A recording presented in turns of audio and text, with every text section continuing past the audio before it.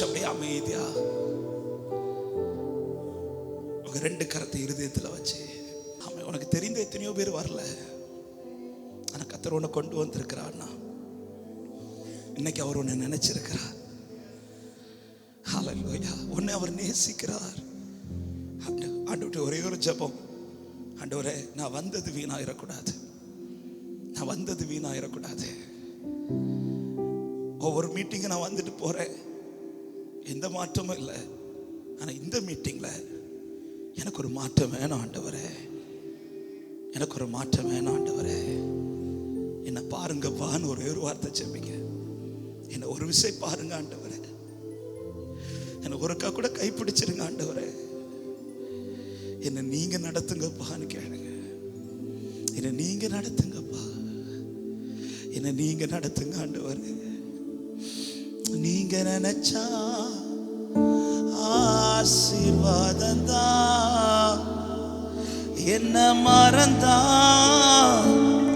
எங்கே போவேனா. நீங்க நினைச்சா, Glory Father.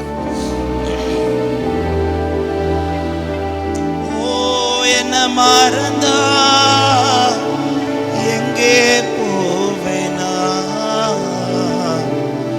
தேவகுமாரா, தேவகுமார், என்ன நினைச்சிடு. தேங்க்யூ அப்பா.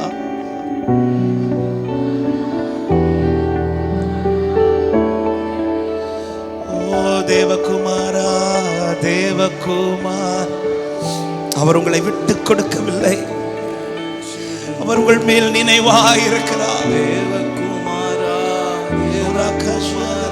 ஒரே ஒரு வார்த்தை ஆண்டவரை பார்த்து சொல்ல, விட்டு கொடுக்கலையே, விட்டு கொடுக்கலையே, விட்டு கொடுக்கலையே. சாத்தான் கையிலும் மனுஷ கையில் விட்டு கொடுக்கலையே, விட்டு கொடுக்கலையே. எஸ், விட்டு கொடுக்கலையே. சாத்தான் கையிலும் உம்முடைய கரத்திலே எங்களை முழுவதுமாய் அர்ப்பணிக்கிறோம். தெய்வ பிரசன்னம் இந்த இடத்தில் இருப்பதற்காக நன்றி ஆண்டவர். ஒரு பிள்ளைகளும் ஒருவர் கூட ஆண்டவரை திரும்பி போகும்போது வந்தது போல அல்ல ஆண்டவரை. பிள்ளைகள் புறப்படும் போது பிள்ளைகளை குறித்த பார்வைகள் மாறட்டும், பிள்ளைகளை குறித்த பேச்சுக்கள் மாறட்டும், பிள்ளைகளை பார்க்கிற அடையாளங்கள் மாறட்டும் என்று ஆமென் உம்முடைய கரத்தில் அர்ப்பணிக்கிறோம். கர்த்தர் பேசும், இடைப்படும் அடியானை மறைத்து கர்த்தர் வெளிப்படும். ஆண்டவரே, எந்த நோக்கத்தோடு இந்த நாள் இந்த கூட்டத்தை நடத்துகிறீரோ அதை கர்த்தர் நிறைவேற்றும். நீர் மாத்திரம் பெருகவும் நாங்கள் சிறுக வேண்டும், இயேசுவின் நாமத்தில் பிதாவே, ஆமென், ஆமென். அப்படி உட்கார்ந்து கொள்ளுங்கள். ஆமென். ஆண்டவருடைய வார்த்தையை கேட்க போகிறோம். இது என்னுடைய வார்த்தையாய் நீங்கள் கேட்பீர்களானால் அதில் எந்த பிரயோஜனமும் இருக்காது. ஆனால் கர்த்தர் தான் என்கிட்ட பேசுகிறார், அப்பா தான் என்கிட்ட பேசுகிறார். நாம் எல்லாமே பிள்ளைகளாய் வந்திருக்கிறோம், நாம் எல்லாமே அவருடைய பிள்ளைகள். அப்பா பிதா என்று அழைக்கும் புத்திர சுவிகாரத்தை கர்த்தர் நமக்கு தந்திருக்கிறார். ஆபிரகாமுக்கு கிடைக்காத பாக்கியம், ஈசாக்குக்கு கிடைக்காத பாக்கியம், யாக்கோபுக்கு கிடைக்காத பாக்கியம். அவர்கள் எல்லாரும் அவரை அப்பா என்று கூப்பிட முடியல. ஆமாம், யெகோவா தேவனே என்று அழைத்தார்கள், தங்கள் முற்பிதாக்களின் தேவனே என்று அழைத்தார்கள். ஆனால் நமக்கு அவரை அப்படி அல்ல, அவரை அப்பா என்று அழைக்கும் பாக்கியத்தை தந்திருக்கிறார். ஸோ அப்பா என்கிட்ட பேச போறார். இந்த நினைவோட, இந்த அர்ப்பணிப்போட இந்த வார்த்தைகளை நீங்கள் கவனிக்க அன்போடு கேட்கிறேன். நிச்சயமா இந்த வார்த்தை உங்கள் வாழ்க்கையில் நீங்கள் இடம் கொடுப்பீங்கன்னா, உங்கள் வாழ்க்கையில் இந்த வார்த்தை நிறைவேறுவதற்கு நீங்கள் ஒப்பு கொடுப்பீர்களானால், இயேசுவின் நாமத்தில் சொல்கிறேன், எப்படி ரூத்தின் அடையாளத்தை ஆண்டவர் டோட்டலாக சேஞ்ச் பண்ணாரோ. ஆமென். ஆரம்பத்தில் எல்லாருமே ரூத்தியை பார்த்த ஒரு பார்வை இருக்கிறது. அவள் தரித்திரமானவள், அவள் எப்போ இந்த குடும்பத்துக்கு வந்தாலும் அங்கதான் பிரச்சனை, இப்படியெல்லாம் என்னெல்லாம் சொல்லியிருப்பாங்க. ஆமென். அந்த வயலத்துக்குள் வரும்போது கூட அத்தனை பேரும் ரூத்தை குறித்து என்னதான் சொல்லியிருப்பாங்க தெரியுமா? இவ பற்றி கொண்டு வந்தாள், இப்படி சொல்லியிருக்க மாட்டாங்க. இவ மோவாபிய ஸ்திரீ, இவ எப்போ அந்த வீட்டுக்குள்ளே வந்தாலும் அங்கே தான் பிரச்சனை ஸ்டார்ட் ஆச்சு, என்னெல்லாம் பேசியிருப்பாங்க. ஆனால் அவள் சரியானவரை பிடிச்சதுனால, சரியான இடத்துல இருந்ததுனால, சரியான காரியத்துக்கு தன்னை அர்ப்பணித்ததுனால எல்லா பார்வைகளும் மாறுது, எல்லாருடைய பேச்சுக்களும் மாறுது, எல்லாரும் சொல்லி கொண்டிருந்த அடையாளம் மாறுது. இப்போ எல்லாருமே சொல்றது, இவள் மோவாபிய ஸ்திரீ என்றல்ல, இவளும் இஸ்ரவேல் வீட்டை கட்டுகிறவள் அப்படின்னாங்க. ஆமென். டோட்டலா சேஞ்ச் ஆகுது. இந்த சேஞ்ச் ஒரு நாள்ல உண்டாச்சு. ஒரே நாள்ல போவாஸ் இந்த ரூத்துக்காக செய்த காரியத்தின் நிமித்தம் ஒரே நாள்ல அவளுடைய மொத்த அடையாளம் மாறுதுன்னா, ஒரே நாளில் ஒரு சாதாரண போவாஸ் நிமித்தம் ஒருவளுடைய அடையாளம் மாறுமானார், நீங்க வந்திருக்கிறது பரம போவாஸ் கீழே வந்திருக்கிறீங்க. அவர் உங்களுடைய அடையாளத்தை மாற்றுவார். ஆமென் சொல்லுங்க பார்க்கலாம். அவர் உங்களை விட்டு கொடுக்க மாட்டார். அவர் விட்டு கொடுக்கலங்கிறதுக்கு அடையாளம் தான் இன்னைக்கு நாம பிரசன்னத்தில் உட்கார்ந்து இருக்கிறோம். கர்த்தர் நம்மோடு கூட பேசுவாராக. பைபிள் கொண்டு வந்த எல்லாரும் பைபிள் எடுத்துக்கோங்க.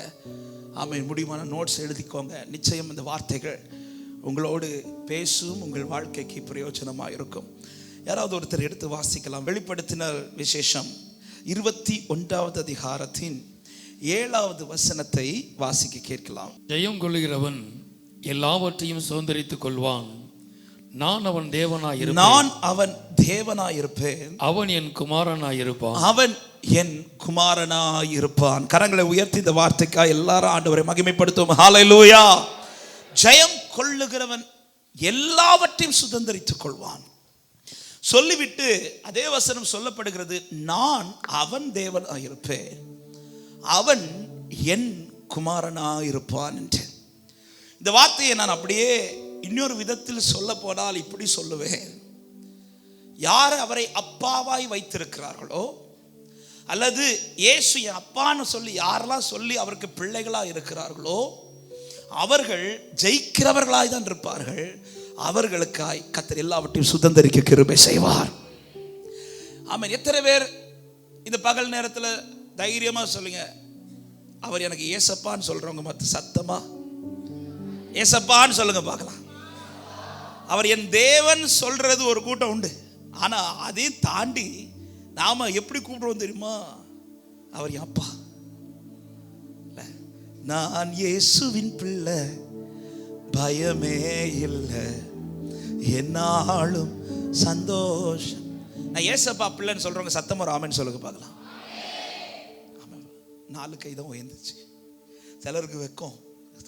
நான் ஏசப்பா பிள்ளைன்னு சொல்றவங்க சத்தமா முதல்ல கையை நல்லா உயர்த்திக்கும். நான் உயர்த்திட்டேன். இப்ப சத்தமா ஆமென் சொல்லுங்க பார்க்கலாம். நீ ஏசப்பா பிள்ளைனா அவர் தான் உனக்கு தகப்பனானால், அவர் சொல்றார், நான் அவனுக்கு தேவனாக இருப்பேன், அவன் என் குமாரனாக இருப்பான். ஒரு மொழிபெயர்ப்புல அழகா நான் அவனுக்கு அப்பாவா இருப்பேன், அவன் என் பிள்ளையா இருப்பான் அப்படின்னு. அவரை நீ அப்பான்னு கூப்பிடுறது உண்மைனா, நீ அவர் பிள்ளைன்னு சொல்லிட்டு இருக்கிறது உண்மைனா, அவன் எப்படிப்பட்டவனா இருப்பான் என்று இங்க சொல்லப்பட்டிருக்கிறது என்றால், அவன் ஜெயம் கொள்ளுகிறவனா இருப்பான். ஆமென். தேவனுடைய பிள்ளைகள் ஜெயம் கொள்ளுகிறவர்களாய் அல்லது ஜெயிக்கிறவர்களாய் தான் இருக்க வேண்டும் என்பது அது அவருடைய மிகப்பெரிய விருப்பம். இது எல்லா பெற்றோருடைய விருப்பம். அதான் எந்த பெற்றோருமே தங்கள் பிள்ளைகள் ஒரு இடத்துல தோற்று நிற்பதோ அல்லது தோல்வி கண்டு நிற்பதோ அவமானப்பட்டு நிற்பதோ எந்த பெற்றோருமே விரும்ப மாட்டாங்க. ஒவ்வொரு குடும்பத்தில் பிள்ளைங்க பிறக்கும் போது அந்த பிள்ளைங்களுடைய வளர்ச்சியிலிருந்தே பார்ப்பாங்க. அந்தந்த காலத்தில் அந்த பிள்ளைக்கு சரியான வளர்ச்சி இல்லைன்னா அந்த பெற்றோருக்கு அது வலிக்கும். அந்த பிள்ளைங்க கிட்ட எதிர்பார்க்கிற சில காரியங்கள் அந்த பிள்ளைங்க லைஃப்ல நடக்கலைன்னா அந்த பிள்ளைக்கு எவ்வளவு வலிக்குதுன்னு தெரியல. ஆனா அது யாருக்கு ரொம்ப வலிக்கணும் தெரியுமா? பெற்றோருக்கு வலிக்கும். ஆமென். நாம செய்கிற அநேக காரியங்கள் நாம என்ன நினைக்கிறோம் தெரியுமா? இது எனக்கு வேதனை இல்லையென்று. ஆனா ஒரு காரியத்தை அன்பா சொல்றேன், இந்த ஆரம்பத்திலேயே நீ செய்கிற அநேக காரியங்களும் பெற்றோரை வேதனைப்படுத்துகிறது. அவரை அப்பான்னு கூப்பிடுற ஒரு பிள்ளை எப்படிப்பட்டவனா தான் இருக்கணும் தெரியுமா? ஜெயிக்கிறவனா தான் இருக்கணும். ஜெயிக்கிறவனாய் தான் இருக்கணும். அப்படி ஒருவேளை நான் ஜெயிக்கவில்லை என்றால் அது எனக்கு அவமானம் என்று சொல்லுவதை விட, நான் ஒருத்தர் அப்பான்னு கூப்பிடுறேன் பார்த்தீங்களா, அல்லது ஏசு அப்பான்னு சொல்லிட்டு இருக்கிறேன் பார்த்தீங்களா, அந்த அப்பாவுக்கு அவமானம். அப்பாவை அவமானப்படுத்த விரும்புகிறவன் தோல்விக்கு நேராய் நடப்பான். இல்லை, எந்த சூழ்நிலையும் நான் என் அப்பாவை அவமானப்படுத்த மாட்டேன்னு இருதயத்தில் வாஞ்சிக்கிறவன், ஆமென், தோல்விக்கான சில சூழ்நிலைகள் வரும். ஆனா சில நேரத்தில் தோல்வியை கண்டாலும் அந்த தோல்வியை ஜெயமாக்க தான் ட்ரை பண்ணுவானே தவிர அவன் தோற்று கொண்டிருக்க மாட்டான். ஆமாம், எல்லாருமே மனுஷருடைய, நம்ம எல்லாருமே உலகத்துக்குள்ளதான் இருக்கோம். இந்த வார்த்தையை சொல்லும் போதே நமக்குள்ள சில கேள்வி இருக்கு. நம்ம இருக்கிற சிச்சுவேஷன், நாம சந்திக்கிற சூழ்நிலைகள், அண்ணே சிலதெல்லாம் ஜெயிக்கிறது மாதிரி இல்லையண்ணே, தோத்துறேனே, இப்படி பலருடைய கேள்விகள் வரலாம். ஆமா, இன்னைக்கு நான் பேசிட்டு இருக்கிறேன்னா எல்லாத்தையுமே ஆரம்பத்திலிருந்து ஜெயித்து வந்தவன் கிடையாது. பல தோல்விகளை நானும் கண்டிருக்கிறேன். என் வாழ்க்கையில ஸ்பிரிச்சுவல் லைஃப்லயும் சரி, உலக பிரகாரமான வாழ்க்கையிலும் சரி, பல தோல்விகளை கண்டிருக்கிறேன். ஆனா நான் சொல்ற வார்த்தையை நல்லா கவனிங்க. சில நேரத்தில் தோல்விகள் வருவது அது உலக மனுஷனுக்கு இயல்பு. ஆனா ஒரு தேவ பிள்ளை தோத்துட்டே இருக்க கூடாது. இன்னைக்கு செய்தி அதுதான். ஓகே, நீ தோத்து வந்துட்டப்பா, ஆனா இதுவே உன் லைஃப்ல தொடரக்கூடாதுன்னு கர்த்தர் பேசுறார். நீ உன்னால ஜெயிக்க முடியாது என்று கிடையாது. நீ அவர் பிள்ளைன்னு உன்னால ஜெயிக்க முடியும். ஆமென் சொல்லுங்க பார்க்கலாம். பக்கத்துல கை கொடுத்து உன் ஃப்ரெண்ட்ஸுக்கு ஒரு வார்த்தை, நீங்க ஜெயிப்பீங்கன்னு சொல்லுங்க பார்க்கலாம், ஒரு வார்த்தை. ஹல்லேலூயா. ஆமா, உன் இருதயத்துல கை வச்சு நான் ஜெயிப்பேன்னு சொல்லுங்க. எப்படிப்பா ஜெயிக்க போற? நீ தான் இவ்வளவு நாள் தோத்துட்டியே. நான் அவர் பிள்ளை, நான் அவர் பிள்ளை. ஆமா, எங்க அப்பா ஜெயித்தவர், எங்க அப்பா ஜெயித்தவர். எத்தனை பேர் சொல்றீங்க எங்க அப்பா ஜெயித்தவர்? சிலுவையே அவரை தோற்க வைக்க முடியல, மரணம் அவரை தோற்க வைக்க முடியல. என் அப்பா ஜெயித்தவன் சொல்றவங்க நல்ல கையை தட்டி ஆண்டவருக்கு மகிமை. ஜெயம் கொடுக்கும் தேவனுக்கு கோடி கோடி ஸ்தோத்திரம், வாழ்வழிக்கும் இயேசு ராஜாவுக்கு. சேர்ந்து பாடுவோம். ஜெயம் கொடுக்கும் தேவனுக்கு, ஜெயம் கொடுக்கும் தேவனுக்கு கோடி கோடி ஸ்தோத்திரம், வாழ்வழிக்கும். ஹல்லேலூயா. ஆமென். ஜெயிக்கணும். ஜெயிப்ப உன்னால ஜெயிக்க முடியும். காரணம் நீ அவர் பிள்ளை. எனவேதான் 1 யோவான் 5வது அதிகாரம் அதனுடைய 4வது வசனம் இப்படி சொல்லப்பட்டிருக்கிறது. தேவனால் பிறப்பது எல்லாமே உலகத்தை ஜெயிக்கும். ஏசப்பா பிள்ளைன்னு சொல்லுவதில் அல்ல மேன்மை, அவர் எப்படி ஜெயமா இருக்கிறாரோ அதே போல நீ உன் லைஃப்ல ஜெயிச்சு காட்டணும், ஜெயிச்சு காட்டணும். நான் ஸ்கூல்லையும் சரி, காலேஜ்லையும் சரி, நான் பெர்ஃபெக்டாலாம் நடக்கல, அநேக ட்ராக்லாம் மாறி மாறி தான் நடந்தேன். ஆனா என இருதயத்தில் ஒரு தீர்மானத்தில் இருந்தேன். என்ன தீர்மானம் தெரியுமா? எந்த சூழ்நிலையும் என் நிமித்தம் எங்க அப்பா அந்த ஸ்கூல்லையோ காலேஜ்லயோ நின்றக்கூடாது. ஏன்னா எங்க அப்பா ஒரு பாஸ்டர். அது மட்டும் இல்லை, எனக்கு எங்க அப்பாவை ரொம்ப பிடிக்கும். ஆமென். ஒரு பக்கம் அவங்க மேல இருக்கிற கணத்துல, அவங்க ஒரு பாஸ்டர், அவங்கள ஸ்கூல்ல எல்லாருமே ஒரு கணத்துல பாக்குறாங்க. ஸ்கூல்ல எங்க அப்பா ஒரு பிடிஏ பிரசிடென்ட் இருந்தாங்க. ஸோ பாஸ்டர் ஜாய்சன் அவங்க பிள்ளைங்கிறது ஸ்கூல்ல எல்லாருக்குமே தெரியும். இந்த பாஸ்டர் பிள்ளைங்களுக்கு வரக்கூடிய பெரிய சோதனை இது, ஒரு பெரிய சோதனை எல்லாருக்குமே தெரியும். அதனால நல்ல பிள்ளை மாதிரி சில இடத்துல நடிச்சுதான், நல்லது செஞ்சாலும் குறைதான் சொல்லுவாங்க, கெட்டது செஞ்சாலும் நம்ம பேரதான் வரும். ஸோ என்னுடைய தீர்மானம் என்னன்னா, என்னுடைய இருதயத்தில் இருக்கிற ஒரு தீர்மானம், சரியான தீர்மானம். அதாவது என்னுடைய தவறுது நிமித்தம் எங்க அப்பா எங்க அம்மா இந்த ஸ்கூல்ல தலை குனிஞ்சு நின்றக்கூடாது. ஆமே. ஆனா கிருபையினால அப்படி நிக்க விடல. என்னுடைய ஒரு ஹால் டிக்கெட் இஷ்யூ, அது கவர்மெண்ட் செய்த ஒரு இது. எனக்கு மட்டும் ஹால் டிக்கெட் வரல. அந்த டைம் மட்டும் எங்கள் அப்பா என் ஹால் டிக்கெட்டுக்காக என் காலேஜில், அண்ணா யூனிவர்சிட்டி அப்போ எங்களுக்கு திருநெல்வேலியில் இருந்துச்சு, அதுக்காக கொஞ்சம் அலைஞ்சாங்க. எனக்கு அந்த அலைச்சலை பார்க்குறதுக்கு எனக்கு மனசு வரல. எனக்கு வேண்டி எங்கள் அப்பா அலைகிறாங்களே அப்படின்ட்டு. ஏன் இப்படி ஒரு சிச்சுவேஷன் வந்துச்சுன்னா, நான் 12th சரியான மார்க் எடுக்காததுனால நல்ல காலேஜஸ்லாம் எனக்கு கிடைக்கல. என்னுடைய அட்மிஷன் கிடைக்கிறதுக்கு இங்கே ரொம்ப பிரயாசப்பட்டாங்க. அதனால இந்த ஹால் டிக்கெட் எனக்கு டிலே ஆச்சு. அப்போ எனக்கு அந்த காலேஜ்லேருந்து ஃபீல் பண்ணுறேன், நான் ஏன்னா ஒழுங்காக படிச்சிருந்தேன், எங்கள் அப்பா இப்படி அலைய தேவையில்லையே. எங்கள் உண்மையாக உங்கள் பெற்றோர் மேலே உங்களுக்கு பாசம் இருக்கும்னா உங்கள் இருதயத்தில் இந்த வாஞ்சை இருக்கும். என் நிமித்தம் என் அப்பா அம்மா தலை குனிஞ்சிடக்கூடாது. உண்மையா இயேசுவின் மேலே உனக்கு அன்பு இருக்குமானால் உங்கள் இருதயத்தில் ஒரு ஏக்கம் இருக்கும், நான் தோத்துறக்கூடாது. எங்கள் அப்பா அடிக்கடி சொல்ற ஒரு வார்த்தை, நீ எக்ஸாம்ல தோக்குறது கூட பிரச்சனை இல்லப்பா, லைஃப்ல தோத்துறாதன்றார். எக்ஸாம்ல தோத்தா திரும்ப எழுதி எடுத்துடலாம், ஆனா லைஃப்ல தோத்துட்டேனா இன்னைக்கு அநேக வாலிப பிள்ளைகளை சத்துரு லைஃப்ல தான் தோக்க வச்சிட்டு இருக்கிறான். இன்னைக்கு அதற்கான சூழ்நிலைகள் தான் நம்மை சுற்றி இருக்கிறது. கொஞ்சம் முன்னாடி அது குறித்து அநேக காரியங்களை பேச கேட்டோமே, அநேக காரியத்துக்கு ஜெபித்திருக்கிறோமே. இன்னைக்குள்ள டெக்னாலஜி, ஆமா, இன்னைக்கு வளர்கிற இந்த டெக்னாலஜி நம்முடைய லைஃப்பை தோக்கிறது மாதிரி தான் வளர்ந்துட்டு இருக்குது. இன்னைக்கு மேக்சிமம் டைம் நம்ம எதுக்கு ரொம்ப ஸ்பெண்ட் பண்றோம்?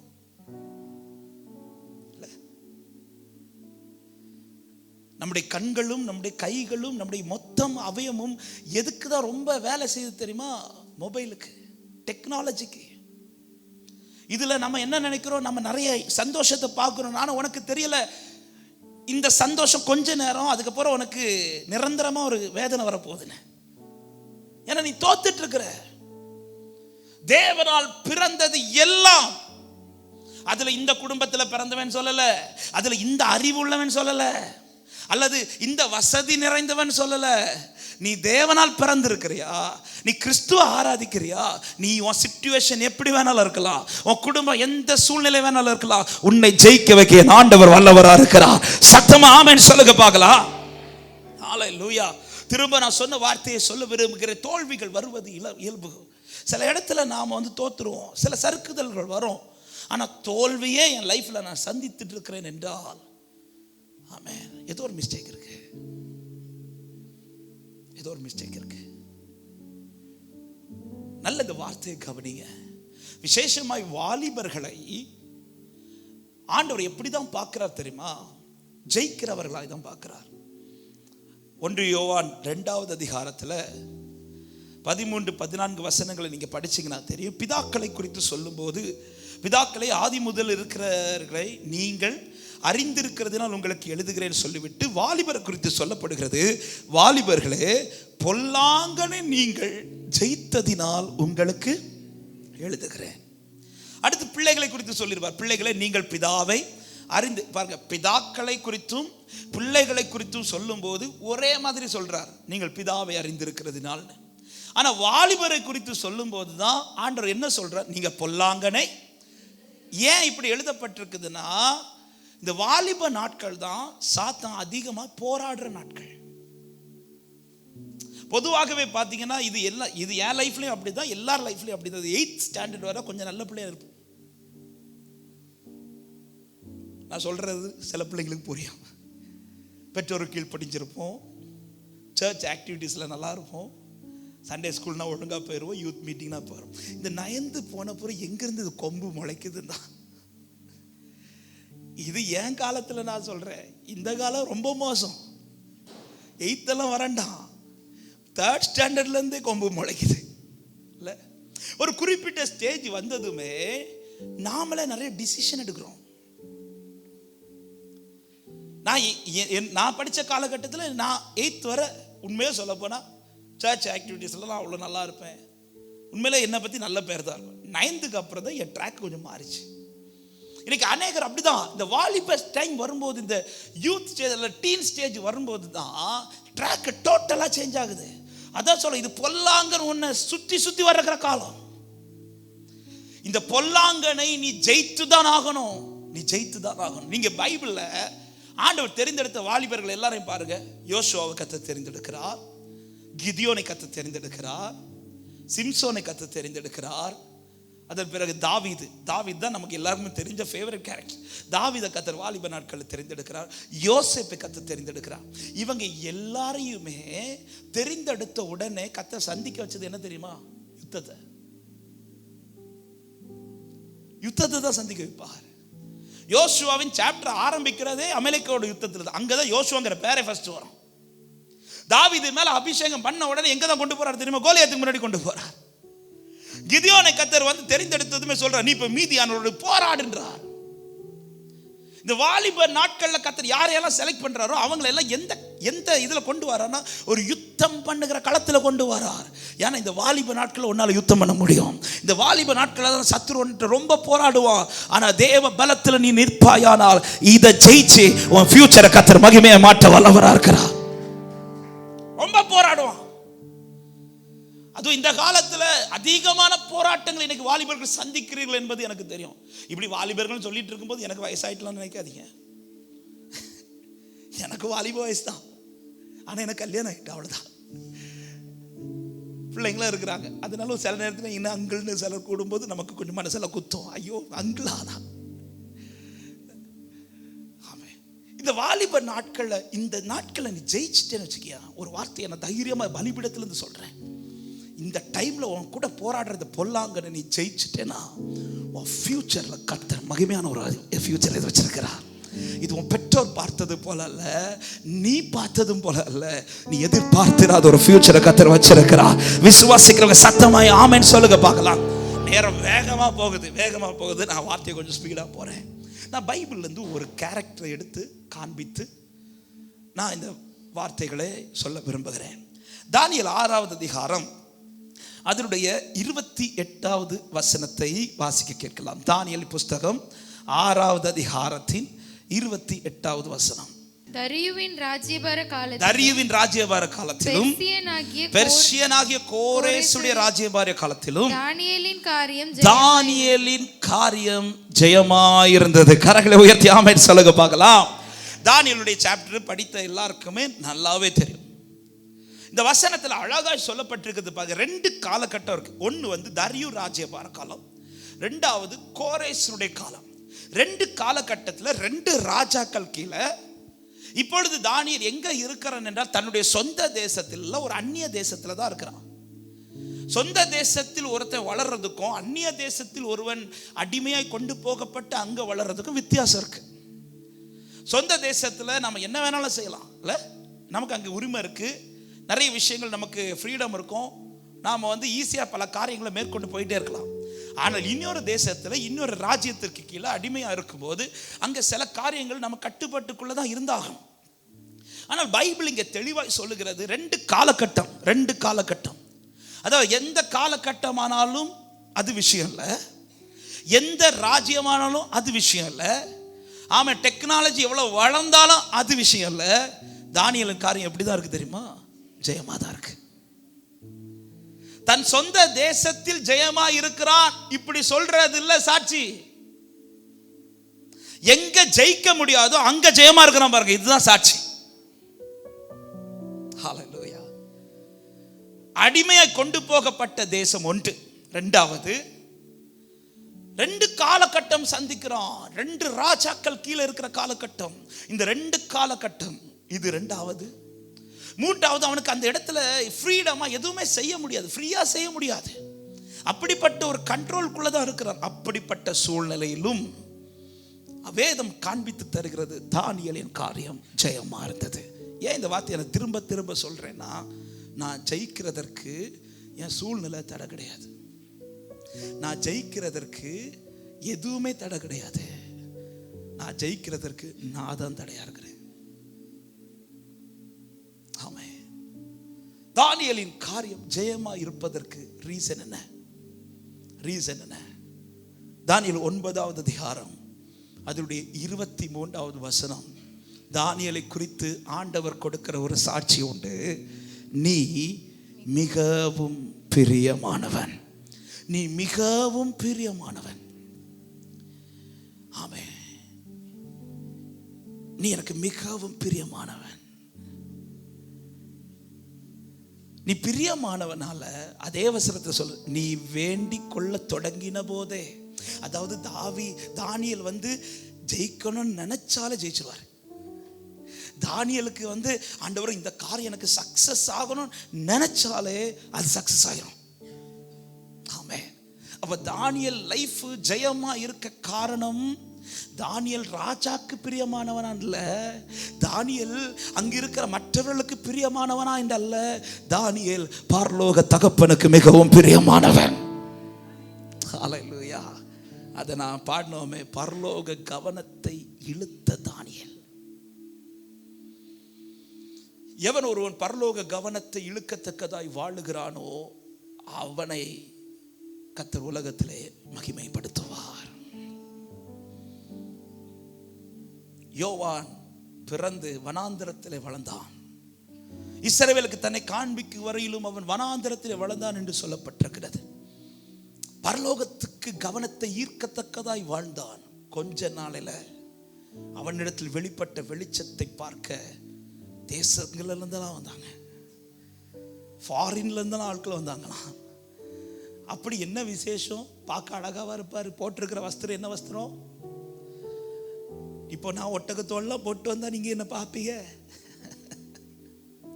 பிச்சைக்காரன் வெளியே விட மாட்டீங்க. அவன் சாப்பிட்ற ஆகாரம் என்ன டெய்லி பிரியாணியா சாப்பிட்ற? இல்ல. இப்படிப்பட்ட ஒரு பர்சன் கிட்ட நாம நெருங்குவோமா? இருக்கிறது வனாந்திரம். இங்க ஏசி போட்டு வச்ச பிறகு பாதி பேர் வரல. அங்க வனாந்திரத்துல வெயில், எவன் யார் போவா? ஆனா அவன் பரலோக கவனத்தை ஈர்த்ததுனால அவனுக்குள்ள இருந்து வெளிப்பட்ட வெளிச்சம் உலகத்தில் இருக்கிற அத்தனை கவனத்தை இருக்குது.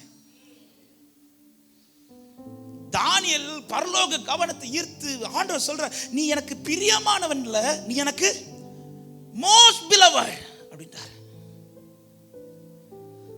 நீ எனக்கு மிகவும் பிரியமானவன். இந்த பிரியமானவர், இப்படி பிரியமானவனாய் இந்த தானியேல் மாறுவதற்கு காரணம் என்ன? ஏசாயா தீர்க்கதரிசியை கொண்டு ஆண்டவர் ஒரு வார்த்தை இப்படி எழுதி இருக்கிறார் பாருங்கள். ஏசாயா 48வது அதிகாரம் அதனுடைய 14வது வசனத்தை வாசிங்கள். எல்லாரும் இந்த வார்த்தையை கவனிக்கணும். ஏசாயா 48வது அதிகாரம் 14வது வசனம் வாசிங்கள். நீங்கள் எல்லாரும் கூடி வந்து கேளுங்கள். கர்த்தருக்கு பிரியமானவன் அவருக்கு சித்தமானதை பாபிலோனிலே செய்வான். கரங்களை உயர்த்தி ஆமென் சொல்லுங்க பார்க்கலாம். யார் பிரியமானவன் தெரியுமா? தான் வாழ்கிற இடத்தில் தனக்கு சித்தமானதை செய்கிறவன் அல்ல. எது பரலோகத்துக்கு பிரியமோ, எது என் தேவனுக்கு பிரியமோ, எது என் தேவனுடைய சித்தமோ அதை செய்கிறவன் தான் அவருக்கு பிரியமானவன். ஆமென். தானியேல் யார் தெரியுமா?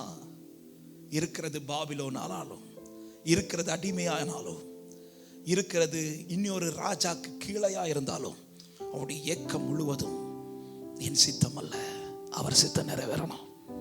நான் என்ன செஞ்சாலும் அது எனக்கு பிடிக்கிறது மாதிரி இல்லை, அவருக்கு பிடிக்கிறது மாதிரி. நான் செய்யறது அவருக்கு பிடிக்கிறது மாதிரி இருக்கும்போது அது சில நேரத்தில் யாருக்கு பிடிக்காது? என் கூட இருக்கிறவங்களுக்கு பிடிக்காது. அதனால நான் எதை சந்திக்கணும்? சில நேரத்தில் பல இடத்துல என்னை அக்செப்ட் பண்ண மாட்டாங்க. தானியேலுக்கு அது ஒரு விஷயம் கிடையாது. தானியேலுக்கு அது ஒரு விஷயம் கிடையாது. இந்த உலகத்துல சிலர் என்ன அக்செப்ட் பண்றதுனால கிடைக்காத மேன்மை பரலோகம் என்ன அக்செப்ட் பண்ணும்போது கிடைக்கும். நான் செய்திக்குள் போகும்போது அது உங்களுக்கு புரியும். தானியேலுடைய ஃபுல் ஃபோக்கஸும் ஏன் இந்த வார்த்தையை எடுத்து பேசுகிறேன் என்றால், இன்னைக்கு பலருடைய கொஸ்டின் என்ன தெரியுமா? ஆனா இந்த காலகட்டத்தில் இப்படி வாழ முடியுமானே? ஆனால் என் ஃப்ரெண்ட்ஸ் இருக்கிற சிச்சுவேஷன் இன்னைக்கு அநேக கிறிஸ்டியன் பிள்ளைகளை இப்படி தானே போகிறாங்க. அவங்களே போகும்போது நாங்கள் எப்படின்னா இப்படி இருக்க முடியும்? இதுதான் இன்னைக்கு பழைய பிள்ளைகளுடைய கொஸ்டின். திரும்ப இந்த வார்த்தையை சொல்கிறேன், எல்லாரும் எப்படி இருக்கிறாங்களோ அது விஷயம் கிடையாது. நீ அப்பா பிள்ளைன்னா அப்பா பக்கம் பிடிச்ச மாதிரி தான் இருக்கும். அவர் நேற்றும் இன்றும் என்றும் அதே போலதான் கிறிஸ்தவ வாழ்க்கை. ஆமென். டெக்னாலஜி வர்றதுக்கு முன்னாடி எப்படியோ டெக்னாலஜி வந்த பிறகு அப்படிதான்.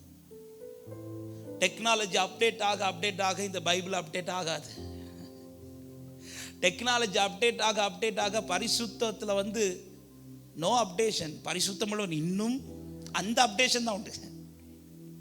பாவம் பெருக பெருக பெருக ஒரு லைஃபை நீ இன்னும் பரிசுத்தப்படுத்தி, இதுதான் அப்டேஷன். வேற அப்டேட் ஆண்டவரே சரிப்பா ரொம்ப கஷ்டமா இருக்கு அதனால இந்த காரியத்துல கொஞ்சம் லகுவாக்கிக்கோ, அப்படியெல்லாம் கிடையாது.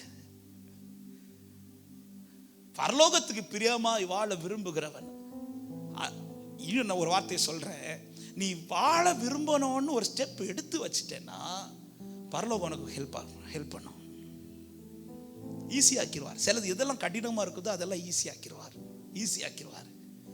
தானியேலின் காரியம் ஜெயமாயிருந்தது. ஏன்னா அவன் மிகவும் பிரியமானவன். அவருக்கு சித்தமானதை பாபிலோன்லே செய்வான். ஏன் எழுதப்பட்டிருக்கிறது? அதாவது சர்ச்சுக்குள்ள ஆண்டவருக்கு பிரியமாலாம் இருந்துடலாம் இல்ல. சர்ச்சுக்குள்ளேயும் சரி, வீட்டுக்குள்ளேயும் சரி. இதுக்குள்ள இல்ல, இதுக்கு வெளியில இருக்கணும். பாபிலோன் என்பது உலகத்திற்கு அடையாளம், உலகத்தை காட்டுகிறது.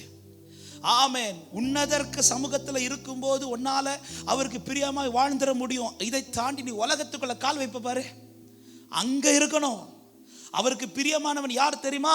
சர்ச்சுக்குள்ள மட்டும் நல்ல பிள்ளையா இருக்கிறவன் அல்ல, சர்ச்சுக்குள்ள மட்டும் கிறிஸ்தவன் காட்டுவதல்ல, சர்ச்சுக்குள்ள மட்டும் பரிசுத்தத்தை காண்பிக்கிறவன் அல்ல. அவன் எங்க போனாலும் தேவனுடையவனாய் காண்பித்துக் கொண்டிருப்பான். ஹல்லேலூயா. இப்படி இந்த தானியேல் பிரியமானவனாய் வாழுவதற்கு தானியேல் இடத்தில் வெளிப்பட்ட ஒரு 3 காரியங்களை நான் வேகமாய் சொல்லி நான் ஜெபிக்க விரும்புகிறேன். நல்ல இந்த வார்த்தைகளுங்க பிராக்டிக்கலாக தான் பேச போறேன். அவன் ரொம்ப நேரம் இழுக்க போறது கிடையாது. நல்லா கவனிங்க. அவருக்கு பிரியமானவனாய் இவன் அறியப்படுவதற்கு இந்த தானியேல் இடத்தில் வெளிப்பட்ட முதல் காரியம், தானியேல் 1வது அதிகாரம், எல்லாமே தெரிந்த வார்த்தைகள் தான். தானியேல் 1வது அதிகாரம் அதனுடைய 8, 9 வசனங்களை வாசிங்கள். தானியேல் ராஜாவின் போஜனத்தினாலும் அவர் பானம் பண்ணும் திராட்சரசத்தினாலும் தன்னை தீட்டுப்படுத்தல் ஆகாது என்று தன் இருதயத்தில் தீர்மானம் பண்ணிக்கொண்டு தன்னை தீட்டுப்படுத்தாதபடி பிரதானிகளின் தலைவனிடத்தில் வேண்டிக் கொண்டான். தேவன் தானியேலுக்கு பிரதானிகளின் தலைவனிடத்தில் தயவும் இரக்கமும் கிடைக்கும்படி செய்தார். இந்த சம்பவம் நமக்கு தெரியும். அடிமையாய் கொண்டு போகப்பட்ட கூட்டத்தில் நல்ல வாலிபர்களை ராஜா தெரிந்தெடுத்து தனக்காக தெரிந்தெடுக்கிறார். அப்படி தெரிந்தெடுக்கப்பட்ட கூட்டத்தில் தான் இந்த தானியேல் ஒருவன், கூட தான் சாத்ராக், மேஷாக், ஆபேத்நேகோ. இவர்கள் 4 பேரும் ராஜாவால் தெரிந்து கொள்ளப்பட்டவர்கள். தெரிந்தெடுத்த உடனேயே அவர்களுக்கு மேலே ஒரு தலைவனை வைத்து அந்த தலைவனிடத்தில் ஒரு காரியத்தை சொல்றார். இவங்களுக்கு சாதாரணமான போஜனம் கொடுக்கக்கூடாது, ராஜாவின் போஜனம் கொடுக்கணும். ஏன்னா ராஜா தெரிந்து கொண்ட பாத்திரம், ராஜாவுக்கு முன்பாக நிற்க போகிறவர்கள். எனவே அவர்களுக்கு முன்பாக இப்பொழுது என்ன போஜனம் வருது தெரியுமா? ராஜா போஜனம். ஆமென். இந்த மாதிரியெல்லாம் நம்மெல்லாம் இருந்திருப்போனா உடனே ஆண்டவரே அடிமையாக கொண்டு வந்தாலும் நீர் எனக்கு திறந்த வாசலுக்காக வெட்டி விழுங்க மாட்டோம். வர்றது ராஜ போஜனம் எப்படி இருக்கும் இல்ல? ராஜாவின் பந்தியிலிருந்து டைரக்டா வருது ராஜ போஜனம். இப்ப கொடுக்க, ஏன்னா ராஜ போஜனம் சாப்பிட்டு 10 நாள் தாண்டி இவர்களை வந்து சோதிக்கும் போது அவங்க முகம் எப்படி இருந்துடக்கூடாது? வாடி இருந்துடக்கூடாது, சோர்ந்து இருந்துடக்கூடாது. அவங்க முகம் பிரகாசமா இருக்கணும். அதனால ராஜா கொடுக்கிற திராட்சரசோ, ராஜா சாப்பிட்ற போஜனங்கள், இது எல்லாம் இப்பொழுது தானியேலுக்கு முன்பாக வந்து இப்போ வைக்கப்படுகிறது. வைக்கப்பட்டு தலைவன் சொல்றான் இதுதான் சாப்பிடணும்னு சொல்லும் போது தானியேல் சொல்றான் நான் சாப்பிட மாட்டேன், நாங்க சாப்பிட மாட்டோம். இருதயத்தில் தீர்மானம் பண்ணி கொண்டதை நிறைவேற்றுகிறான். என்ன தீர்மானம் பண்ணான் தெரியுமா? அவன் இப்பொழுது இங்க என்ன காட்டுறான் தெரியுமா? நான் யாருடையவன் தெரியுமா? நான் அவருடையவன். தானியேலின் காரியம் ஜெயமா இருக்க முதல் காரணம், அவன் பாபிலோனிலே தன்னை தேவனுடையவனாய் காண்பித்தான். தேவனுடைய நான் யாருங்கிறத காண்பிக்கிறான். நான் கர்த்தரால் தெரிந்து கொள்ளப்பட்டவன், நான் கர்த்தரால் தெரிந்து கொள்ளப்பட்ட ஒரு தேவ பிள்ளைக்கு ஒரு காரியம் தெரியும், எல்லாம் அனுபவிக்க எனக்கு அதிகாரம் உண்டு, ஆனால் எல்லாம் எனக்கு தகுதியாயிராது. சத்தமா ஆமென் சொல்லுங்க பார்க்கலாம். ஆமா, எல்லாமே அனுபவிக்க அதிகாரம் உண்டு, ஆனா நான் அவரால் தெரிந்து கொள்ளப்பட்டவனானபடியினால். தானியேல் வந்து இதை காட்டுவதில் வெட்கப்படல. தானியேலே, இப்போ நீ தேவனுடையவனாய் காண்பிக்கிறதுனால நீ இழக்க போறது என்ன தெரியுமா? தானியேலே, என்ன இழக்க போறேன்? என் உயிர் போகும், அவ்வளவுதான். போட்டு தேவனுக்காய் நிற்கிறதுனால என் உயிர் போகுதுன்னா சந்தோஷம், ஏன்னா முடிச்சோன்னு அங்க போயிருவேன்ல. ஆமென். தேவனுக்காய் காண்பிக்கிறதுல தானியேல் உறுதியா இருக்கிறான். அன்பான வாலிப தம்பி தங்கச்சி, நீங்க படிக்கிற இடத்துல உங்க ஃப்ரெண்ட்ஸ் இருக்கிற கூட்டத்துல இவன் ஏசப்பாவை ஆராதிக்கிறவன்னு நீங்க காட்டுறீங்களா? உங்களால காட்ட முடியுதா? எனக்கு நிறைய நண்பர்கள் இருக்கிறாங்க, வேறு மதத்தை சேர்ந்த நண்பர்கள் இருக்கிறாங்க.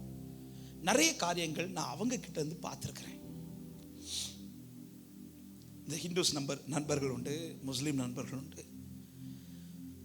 அவங்க எந்த தெய்வத்தை ஆராதிக்கிறவர்கள் என்பதை அந்தந்த டைம்ல காட்டிட்டே இருப்பாங்க. ஆமாவா இல்லையா?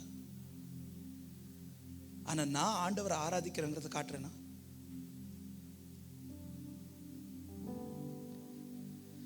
சில சீசன்லாம் வரும் பாருங்க, நம்ம ஃப்ரெண்ட்ஸ் சில காரியத்தில் உறுதியாக இருப்பாங்க, சில டைம் நான்வெஜ் சாப்பிட மாட்டாங்க. நமக்கு தெரியும், ஓ இந்த சீசன் அவங்களுக்கு, அதில் அவங்க ஸ்ட்ராங்காக இருப்பாங்க. சில அடையாளங்களை போட்டு வச்சுருப்பாங்க பாருங்க, அதில் ஸ்ட்ராங்காக இருப்பாங்க. எனக்கு முஸ்லீம் நண்பர்கள் உண்டு. ஒரு டைமில் வரும்போது திடீர்னு ஆஃப்டர்நூன் பார்த்தா எல்லா கிளாஸ்லேருந்தும் என் ஃப்ரெண்ட்ஸ் எல்லாம் எழும்பி போவாங்க. எங்கே போவாங்கன்னு தெரியாது. நான் எங்கடா ஓடுறாங்க ஃபஸ்ட்டு புரியலை. ஒரு நாள் நான் சாப்பிடாம கூடயே பின்னாடி போகிறேன், எங்கே போகிறாங்க பார்க்கலான்ட்டு ஓடி போகிறேன். எங்கள் காலேஜுக்கு மொட்டை மாடி, சரியான வெயில், 12:40 போல் இருக்கும்னு நினைக்கிறேன். அத்தனை நண்பர்களும் மேலே போய் அவங்க தெய்வத்தை தொழுதுட்டு இருந்தாங்க. காட்டுறாங்க நாங்கள் யாரை ஆராதிக்கிறோங்கிறத, நாங்கள் யாருடையவங்கிறத காட்டுறாங்க. ஆனால் இன்னைக்கு காட்ட தவிர கூட்டம் யாரு தெரியுமா? உண்மையான தெய்வத்தை ஆராதிக்கிற கூட்டம். பைபிளில் தாவீது ஒரு வார்த்தை 4வது எடுக்க வேண்டாம், 4வது சங்கீதத்தில் இப்படி சொல்லியிருப்பார், பக்தி உள்ளவனை கர்த்தர். உண்மையிலே அப்படிதான் கர்த்தர் செலக்ட் பண்ணியிருப்பார்னு வச்சுக்கோங்களேன். அந்த தாவீது சொல்லியிருப்பாரு, இந்த தாவீது சொல்லியிருக்க மாட்டேன். பக்தியை பார்த்து அவங்கள கர்த்தர் தூக்குனாரு. நம்ம கிட்ட பக்தியில் ஒரு யுக்தியும் கிடையாது, ஒன்றும் கிடையாது. நம்ம பக்தி மாதிரி வேஷம் போடுவோம், பக்திக்கு நமக்கும் சம்பந்தமே கிடையாது. நீங்க அமைதியா இருக்கிறது பார்த்து இது நல்ல பிள்ளைங்க ஒன்றும் கிடையாது, தெரியுது எல்லாமே. பக்தியை பார்த்து டேவ் சாமே ஒன்ன நான் செலக்ட் பண்ணி இருப்பேன், நான் என்கிட்ட ஒரு கொஸ்டின் கேட்டா சான்ஸே கிடையாது. நானே கை காட்டுவேன், ஆண்டவர் என்னோட அவன் பக்தியா இருக்கான், ஆண்டவரே ஆண்டவர் என்னோட அந்த என் ஃப்ரெண்டு சூப்பரா பக்தியா இருக்கான் ஆண்டவர், நானே கை காட்டுவேங்க, எனக்கே சேமாயிரும். பக்திங்கிற லிஸ்ட்ல கட்ட மட்டும் வச்சு நம்மளை செலக்ட் பண்ணியிருப்பார்னா இல்ல. ஆனாலும் இன்னைக்கு நம்மளை செலக்ட் பண்ணியிருக்கிறான்னா இது பக்தி அல்ல, இது அன்பு. அன்புல செலக்ட் பண்றாரு. அவங்க காட்டுறாங்க சில இடத்துல, ஏன் நம்ம காட்ட முடியல? தானியேல் எதுல தீர்மானிக்கிறான் தெரியுமா? ராஜாவே என்னவும் செய்யுங்க, நான் அவருடையவன், எனக்கு ஒரு அப்பா இருக்கிறார், நான் யாருடையவங்கிறத காட்டுறார். ஹல்லேலூயா. எல்லாவற்றையும் அனுபவிக்க நமக்கு அதிகாரம் உண்டு. ஆனா தம்பி தங்கச்சி, அன்பு சகோதரா சகோதரி, ஒரு காரியத்தை நீ ஒன்ன செய்ய போகும்போது இதுல நான் யாருடையவன் என்பது வெளிப்படணும். இந்த ஒரு உணர்வு மட்டும் நமக்கு சரியா இருக்கும்னு வச்சுக்கோங்களேன், எல்லாத்தையும் ஈஸியா செய்ய மாட்டோம். ஒரு தவறான ஒரு படத்தை பார்க்கறியா, பார்க்கும்போது இதன் மூலமா என் ஆண்டவர் மற்றவங்களுக்கு வெளிப்படுவாரா, இல்லது என் ஆண்டவரை நான் மறைச்சி வைக்கிறேனாங்கிறதுல ஒரு கவனம், இந்த உணர்வு இருக்கும்னா நீ அதை பார்க்க மாட்டேன். உன் ஃப்ரெண்ட்ஸ் கூட சில காரியத்தை பேசிட்டு இருக்கும்போது உன் ஃப்ரெண்ட்ஸுக்கு தெரியணும், டேய் இவன் கிறிஸ்டியன்டா, இவன் ஆண்டவர் ஆராதிக்கிறவன், இப்படி தெரியணும். இல்ல நானும் அவன் கூட பேசி பேசி பேசி இவனும் நம்மளை போல ஒருத்தன், இப்படி இல்ல. இப்படி இருந்துச்சுன்னா ஜெயம் வராது. நீ இப்படி கிறிஸ்துவுக்காக நிற்கிறதுனால, தேவனுடையவன் என்பதை காண்பிக்கிறதுனால ஒரு காரியத்தை சொல்றேன், சில கூட்டத்தில் உன்னை அக்செப்ட் பண்ண மாட்டாங்க, அது உனக்கு ஆசீர்வாதம். ஆமென் சொல்லுங்க பார்க்கலாம். அது உனக்கு ஆசீர்வாதம். இன்னைக்கு அக்செப்ட் பண்ண மாட்டாங்க, ஆனா நாளைக்கு அந்த கூட்டம் தான் உன்கிட்ட ஹெல்ப்புக்காக வந்து நிற்பாங்க, அந்த கூட்டம் தான் உன்கிட்ட ஆசீர்வாதம் வாங்க வந்து நிற்பாங்க, அந்த கூட்டம் தான் உன்னை மேன்மையை பார்க்க வந்து நிற்பார்கள். சாட்சியா பேசிட்டு இருக்கிறேன். ஹல்லேலூயா. ஆமென். எனக்கு ஃப்ரெண்ட்ஸ் ரொம்ப பிடிக்கும். என் ஃப்ரெண்ட்ஸுக்கு வந்து என் பக்கத்துல இருந்து கெட்ட வார்த்தை போடுறது எனக்கு பிடிக்காது. நான் அடியெல்லாம் அடிச்சிருவேன் ஸ்கூல் படிக்கும்போது. அதனால என் ஃப்ரெண்ட்ஸ் வந்து என்ன டிசைட் பண்ணியிருப்பாங்க, டேவிட் சாம் இருக்கும்போது மட்டும் என்ன பேசிடக்கூடாது, கெட்ட வார்த்தை போட்டுறக்கூடாது. அது வந்து நான் கிறிஸ்டியன் காட்டுறது இல்லை, நான் எனக்கு அது பிடிக்காது. இதே போல நம்ம கூட இருக்கிறவங்களுக்கு தெரியணும்.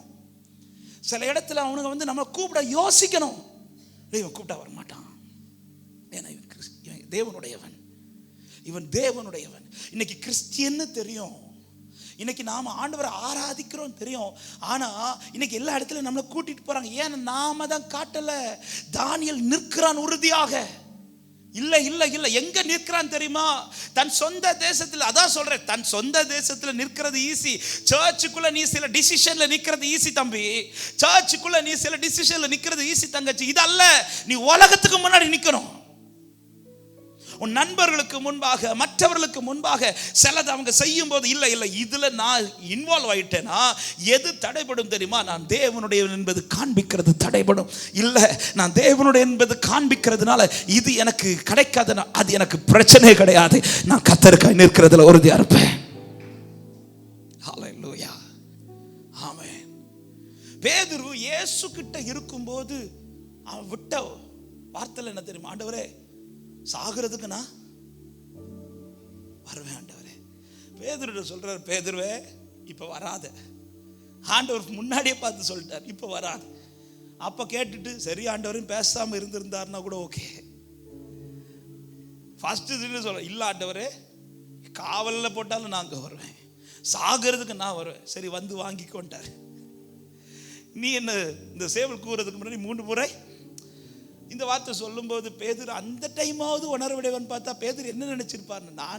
நானா மதுரை அடிக்க போறேன், பார்த்துல கடல்லே உங்க முன்னாடி வந்து நின்னா நானும் மறு இப்படி ஒருவேளை நினைச்சிருந்திருக்கலாம். இப்ப போறாரு. இயேசு கூட இருக்கும்போது, சர்ச்சுக்குள்ள இருக்கும்போது நான் தேவனுடைய காண்பிக்கிறதெல்லாம் ஈஸி, எல்லாரும் செய்யலாம். ஏன்னா சர்ச்சுக்குள்ள அப்படிப்பட்டவங்க தான் இருப்பாங்க. இப்ப இயேசு கூட இருக்கும்போது சவால் விட்டு பேசிட்டு இருந்த பேதுரு இயேசு விட்டு கொஞ்சம் தள்ளி குளிர் காயறதுக்கு ஒரு தீக்கு முன்னாடி போய் உட்கார்ந்து இருப்பாருங்க. அங்க கொஸ்டின் கேட்டது பெரிய பெரிய ஆண்கள் இல்ல, சாதாரண ஒரு ஸ்திரீ. ஒரு பொண்ணு கேக்குறா, நீயும் அவரோடு கூட சாகிறதுக்கு ரெடின்னு சொன்னவன் சொல்ற, எனக்கு அவரை தெரியவே தெரியாதுட்டா. வேதம் சொல்லுகிறது, தெரியாதுன்னு சொன்னது மட்டும் இல்ல, அவரை சபிக்கவும் தொடங்கினான். எங்க கொண்டு விட்டுட்டு பார்த்தீங்களா? சில இடத்துல நான் தேவனுடைய என்பதை காண்பிக்கிறதை மறைத்து சில காரியத்தை அனுபவிக்க போக போக போக ஆரம்பத்தில் அது தெரியாது, கடைசியில் அது எங்க கொண்டு விட்டுரும் தெரியுமா? ஆண்டவரையே சபிக்கிற நிலைமையில கொண்டு விட்டுரும். முதல் கேள்வியிலே அவன் சபிக்கவில்லை, ஆனால் 3வது முறை கேட்கும் போது பைபிள் சொல்லு அவன் சபிக்கவும் துவங்கினான். ஒரு காரியத்தை நல்லா புரிஞ்சுக்கோங்க. நான் இவ்வளவு ஆண்டவருடைய அன்பை அனுபவிச்சு இயேசுதான் என் அப்பான்னு சொல்லிட்டு மற்றவங்க முன்னாடி போய் பேதுருவை போல இப்படி இயேசுவை விட்டு கொடுப்பேன்னு வச்சுக்கோங்களேன், என்ன நடக்கும் தெரியுமா? வேதம் சொல்லுகிறது, லூக்கா 22வது அதிகாரம் அதனுடைய 60 முதல் நீங்கள் படிச்சீங்கன்னா தெரியும். 61 சொல்றான், நீ என்னை 3 தரம் மறுதலிப்பா என்று கர்த்தர் தன்னிடத்தில் சொன்ன வசனத்தை உடனே பேதுரு நினைவு கூர்ந்து வெளியே போய் மனம் கசந்து அழுகிறான். அவன் சொல்லிட்டு ஒதுங்கி வந்து அழுறான். ஆனால் அவன் சொல்லி முடித்ததும் 63, 64 வசனம் சொல்லுகிறது, இயேசுவை பிடித்து கொண்ட மனுஷர் அவரை பரியாசம் பண்ணி, அடுத்து அடித்து, 3வது அவருடைய கண்களை கட்டி அவருடைய முகத்தில் அறைந்து, உன்னை அடித்தவன் யார், அது ஞான திருஷ்டினால் சொல்லு என்று அவரை கேள்வி மேல கேள்வி கேட்கிறாங்க. ஆவிக்குரிய கண்ணோட்டத்தோட சொல்றேன், நான் ஒவ்வொரு முறை இயேசுவை காண்பிக்கிறத நான் விட விட விட விட என்ன நடக்கு தெரியுமா? இன்னும் அவர் எனக்காக அடி வாங்கிட்டு இருக்கிறார். அடி வாங்குறான்னு சொல்றதை விட நான் அவரை அடிச்சிட்டு இருக்கிறேன்னு அர்த்தம்.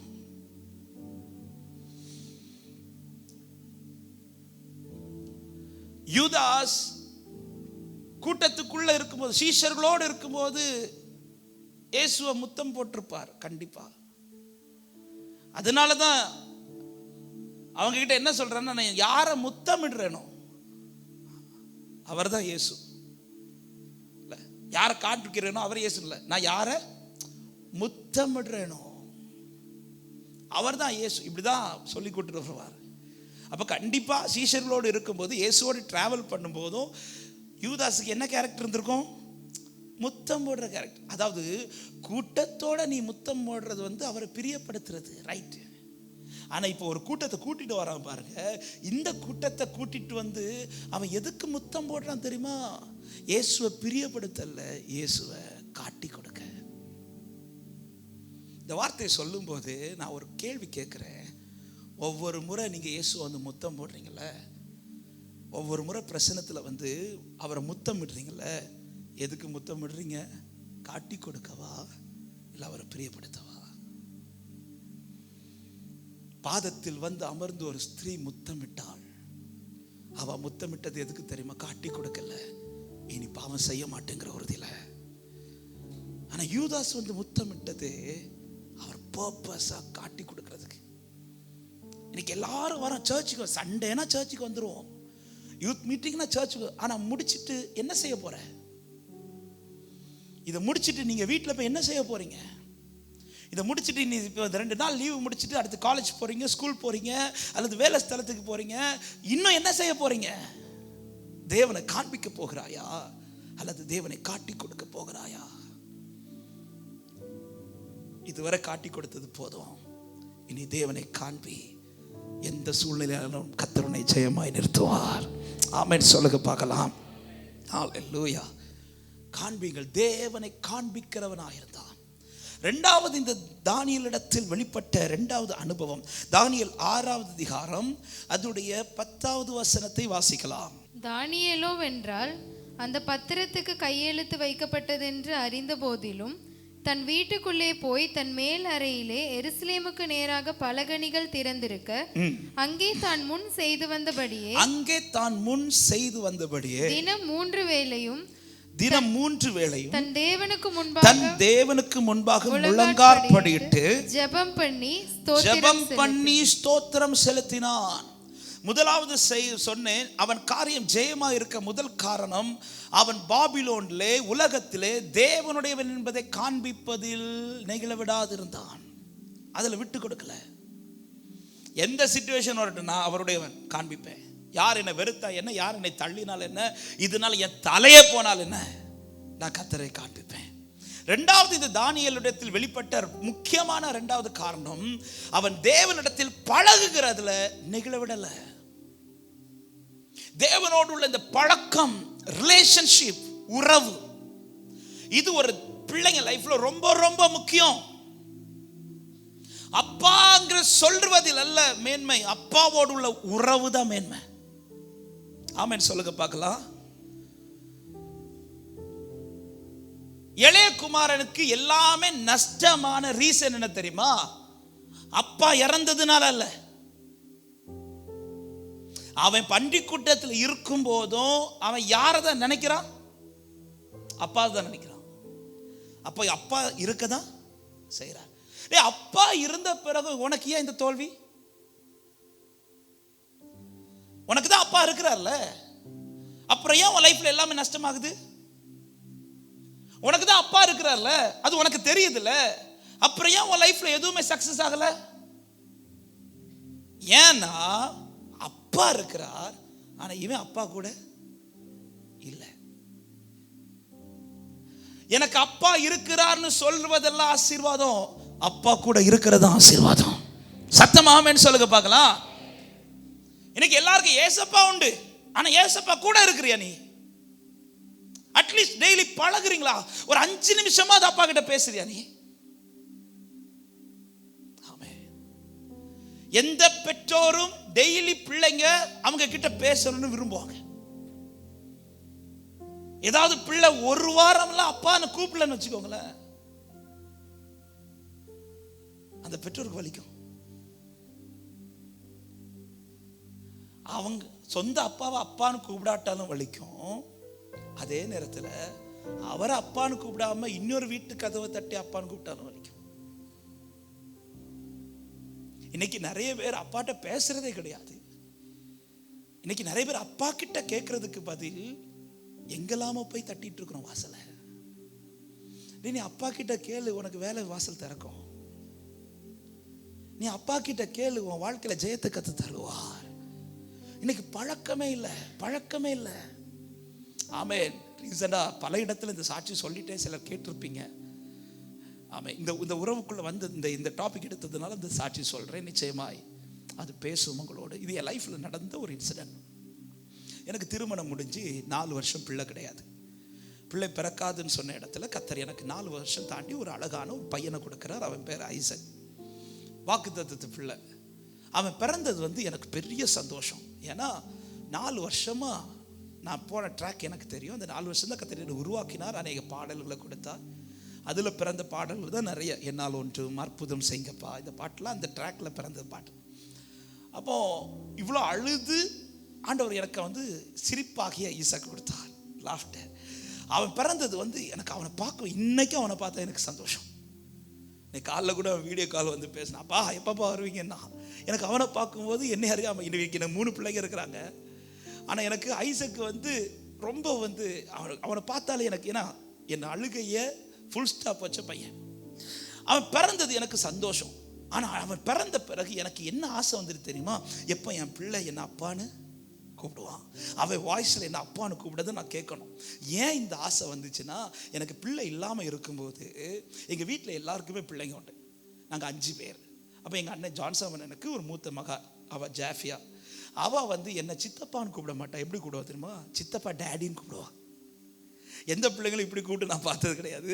ஆனால் அவள் வந்து என்னை சித்தப்பா டேடின்னு கூப்பிடுவான். சித்தப்பா டேடிக்கு கூப்பிட்றது வந்து எனக்கு ஒரு பக்கம் ரொம்ப சென்டிமெண்ட்டாக இருக்கும். எனக்கு வந்து அது இன்னொரு ஃபீல் கொடுக்கும். ஏன்னா டேடிங்கிற வார்த்தை வருது. என்னத்தை தான் அவள் சித்தப்பா டேடின்னு கூப்பிட்டாலும் ஒரு பக்கம் இடிக்குது. ஏன்னா சித்தப்பா ஆட் ஆகுது இல்லை. எனக்கு டேடின்னு கூப்பிடுறது, அப்பான்னு கூப்பிடுறதுக்கு பிள்ளை இல்லையென்று கொஞ்சம் ஃபீல் ஆச்சு. ஆண்டவர் வந்து உருவாக்கினார். ஏற்ற காலத்தில் கர்த்தர் பிள்ளையை கொடுத்தார். இப்போ என் பையன் பிறந்ததுலேருந்து எனக்கு, ஏன்னா என் பையன் பிறந்த, இவன் இன்னும் சித்தப்பான்னு கூப்பிட மாட்டான்ல, ஏன்னா அப்பான்னு தானே கூப்பிடுவான். டேடி நான் வெயிட் பண்ணுறேன். எதுக்கு வெயிட் பண்ணுறேன்? அப்பா கூப்பிடுவான். 6 மாதம் ஆச்சு. 6 மாதம் ஆனதில் அவன் சர்ச்சிலேயே பிறந்ததுனால வளர்ந்ததுனால என்னமோ தெரியல, அல்லேலூயான்ட்டு ஃபர்ஸ்ட் வார்த்தை. அடுத்து ஒரு 8 மாசத்துல அவன் வாயில் எது வருதுன்னா அம்மா. யாரை பார்த்தாலும் அம்மா, என்ன பார்த்தாலும் அம்மா. டே நான் அப்பாடா, அம்மா இல்லடா சொல்லியிருக்கேன். அம்மா என்ன பார்த்தாலும் அம்மா, என் ஒய்ஃபை பார்த்தாலும் அம்மா, எங்கள் அம்மாவை பார்த்தாலும் அம்மா. யாரை கூப்பிடனாலும் அம்மான்னு கூப்பிடும். இது யாருக்கு கெத்து தெரியுமா? என் ஒய்ஃபுக்கு பயங்கர கெத்து. பார்த்தீங்களா என் பிள்ளைக்கு என்ன பாசம். 10 மாதம் கஷ்டப்பட்டு சுமந்து பெற்றதுன்னா அதை என்னது மேலதான் பாசம். அதனால தான் அவன் என்ன கூப்பிடான்னு சொல்லும்போது அவள் என்ன உசு பேத்தும் போது நமக்கு கொஞ்சம் அப்படி கிருன்னு ஏறும். இருந்தாலும் கேட்டுட்டு சரி 8 மாதம் தானே ஆகுது, வெயிட் பண்ணுவோன்ட்டு வெயிட் பண்ணுறேன். 1 வருஷம் ஆச்சு, 1.5 வருஷம் ஆச்சு, 1.25 வயசு ஆச்சு. இப்போ 2 வயசு ஆக போகுது. இந்த 2 வயசு ஆக போகும்போது அவன் வாயில் 2-3 வார்த்தைகள் வந்துட்டு, அல்லேலூயா வந்துட்டு, அம்மா வந்துட்டு, தாத்தா வந்துட்டு, பாட்டி வந்துட்டு, என்ன எல்லாமும் வந்துட்டு. எது மட்டும் வரல தெரியுமா? என்ன சந்தோஷமா சொல்றியோ, அப்பா மட்டும் வரல. நான் இப்போ வெயிட் பண்ணுறேன். எனக்கு இப்போ கொஞ்சம் ஃபீல் ஆக தொடங்கிச்சு. எதுவுமே அவன் சொல்லலைன்னா ஓகே, ஆனால் இப்போ எல்லாமே சொல்கிறானே. நான் இப்போ அடுத்து அவன் பக்கத்துலேருந்து என்ன டீச் பண்ணுறேன் தெரியுமா? இந்த அம்மா சொல்கிறேன்ல, இதில் இம்மாவை தூக்கிட்டு இப்பா போட. இது சொல்லும் போது அவன் ஆணு வருவான், வந்துட்டு அம்மானுவான். அப்படியே மூக்கில் குத்தணும் போலெல்லாம் தோணிச்சு. எவ்வளவோ டீச் பண்ணிட்டேன், அவன் சொல்லவே இல்லை.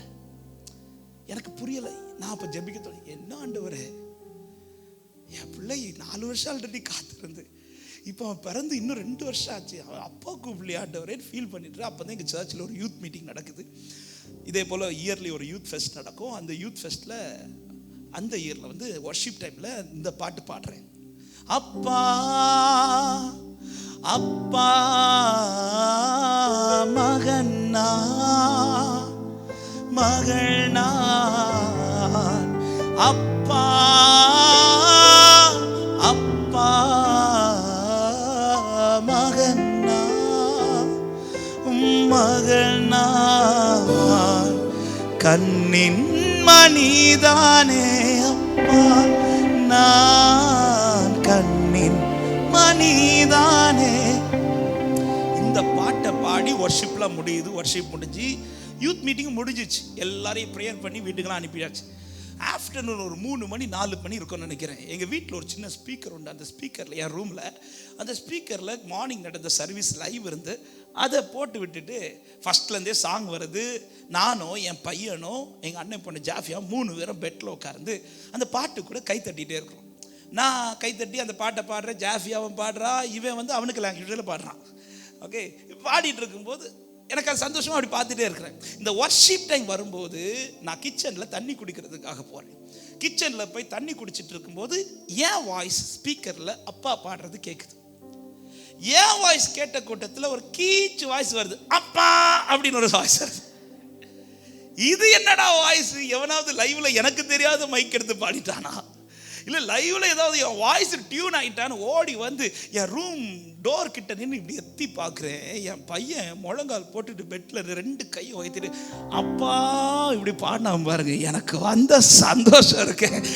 எனக்கு கை ஓடல, கால் ஓடல, நான் அங்கே போகிறேன் இங்கே போகிறேன்.